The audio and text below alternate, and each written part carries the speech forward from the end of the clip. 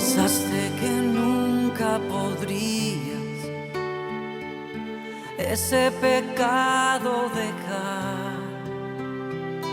Pensaste que nadie querría ayudarte esa carga a llevar.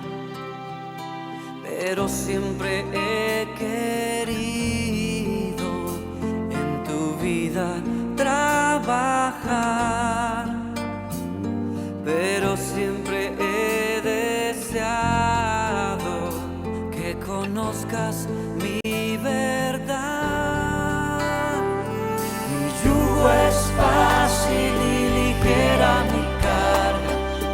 Ven a mí y te haré descansar. Corre a mis brazos, he estado esperando poderte abrazar y tocar. Buenos días, querida familia de Casa Cristiana Piedras Vivas. Les saluda Franklin Loaiza. En esta oportunidad, continuando con esta serie de lecturas y comentarios a los diferentes libros de la Biblia, hoy trataremos sobre el capítulo 14 del libro de 1 Samuel. Este capítulo nos habla acerca de los días en que Israel comenzaba a tener reyes. Un hombre llamado Saúl era el primer rey, pero su corazón no siempre confiaba en Dios. Era impaciente, desobediente y muchas veces actuaba por su propia cuenta. Sin embargo, junto a él crecía un joven príncipe, su hijo Jonatán, cuyo corazón latía con fe distinta. Mientras su padre dudaba, Jonatán se atrevía a creer, como vamos a ver en este capítulo. En aquellos días los filisteos oprimían a Israel. Tenía unas guarniciones en Micmac y el ejército israelita estaba acobardado, escondido, sin atreverse a pelear. Pero Jonatán no podía quedarse quieto. Movido por una fe muy grande y genuina, decidió hacer algo que parecía una locura: atacar él solo, con su escudero, a todo un campamento enemigo. Jonatán, a diferencia de su padre, no esperaba sentado, mientras Saúl permanecía debajo de un granado, un árbol pequeño, inmóvil y pasivo, en tanto que Jonatán se levantaba y actuaba en el granado. En este relato se convierte en un símbolo que representa la pasividad, el reposo, la improductivo. Es la imagen de un líder espiritual que tiene los medios para buscar a Dios, pero que no lo hace. El sacerdote Ahías, que estaba ahí con el éfod, que era una de las vestiduras sacerdotales del Antiguo Testamento, pero no la usaba. La fe, en cambio, no se sienta, se pone en marcha. Para llegar al enemigo, Jonatán debía cruzar entre dos peñascos afilados, Boses y Sene. Eran como dos gigantes de piedra, obstáculos físicos que parecían imposibles de superar. Pero la fe no mira los obstáculos como barreras, sino como escalones. Jonatán sabía que con Dios no importan si son muchos o pocos, si el camino es fácil o difícil, y propuso una señal. Si los filisteos lo invitaban a subir, sería la confirmación de que Dios los entregaba en sus manos. Y así sucedió. Los filisteos, con arrogancia, lo vieron y se burlaron. Miren, los hebreos salen de su escondite, suban acá si se atreven. Eso le dijeron. Esa burla fue una sentencia. Jonatán y su escudero treparon con manos y pies. Donde Jonatán hería, el escudero lo remataba. Era un espacio muy pequeño. Cayeron unos 20 hombres, pero lo que decían era una escaramuza menor. Desató algo mucho más grande. Un terror de parte de Dios cayó sobre los filisteos. La tierra tembló, el pánico se apoderó de ellos y comenzaron a herirse unos a otros. Dios había respondido a la fe, no los rituales.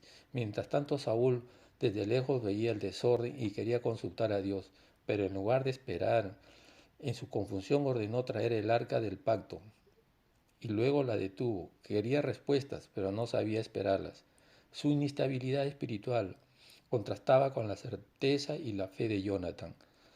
Pero ese día también hubo una sombra. Saúl, en un arrebato de celo malentendido, hizo jurar al pueblo: maldito el que coma algo antes de la noche, hasta que me haya vengado de mis enemigos. Ese voto fue un acto de legalismo, de religión, sin amor ni sabiduría. El pueblo, agotado, no probó alimento. Pasaron por un bosque donde había miel derramada por el suelo, pero nadie se atrevía a comer. Solo Jonatán, que no había oído el juramento, mojó su vara en un panal y comió, y sus ojos recuperaron brillo.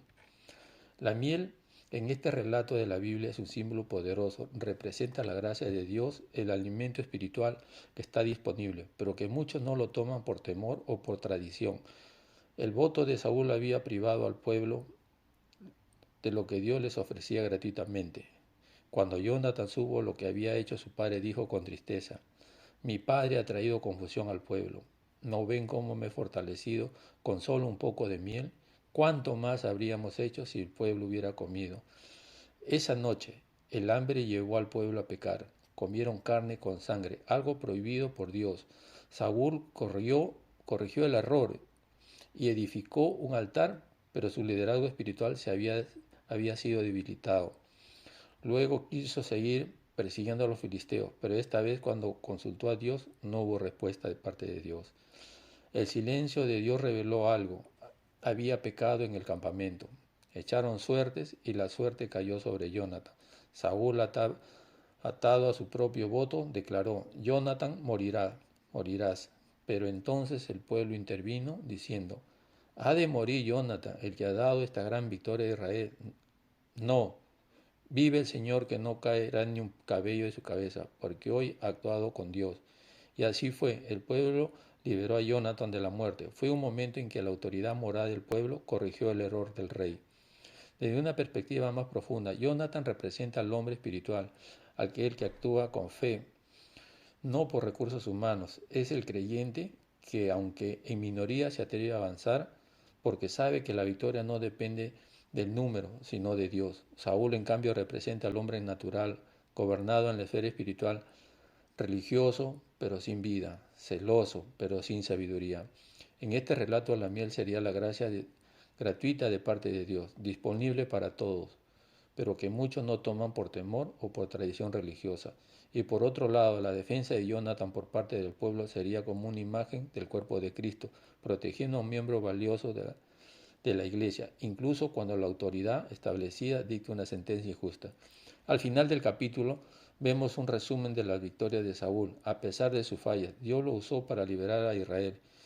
Pero queda algo claro: Dios responde a la fe, no a los rituales. Mientras Saúl buscaba respuesta en el arca y a las suertes, Dios ya había respondido en el campo de batalla, donde Jonatán con el escudero se atrevieron a creer. Muchas gracias por su atención, querida familia de Casa Cristiana Piedras Vivas. Bendiciones para todos. Acércate a mí, que te quiero amar. Acércate a mí, que te quiero amar.